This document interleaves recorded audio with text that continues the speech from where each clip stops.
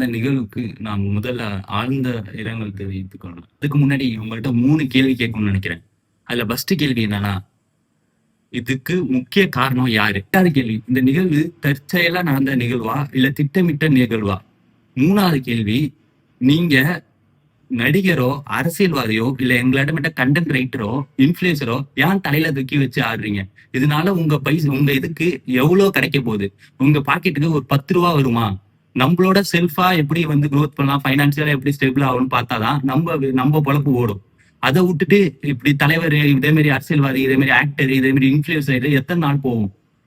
இந்த கேள்வி ஏன்டா இதை நீ கேட்கிற? நீ வந்து பிசினஸ் கண்டென்ட் ரிலேட்டிவா கண்டென்ட் தானே போடுவ. இதை ஏன் கேட்கறேன்னா, ஏன்னா இது என் நாடு, என் சமுதாயம், இது என்னோட அடிப்படை உரிமை.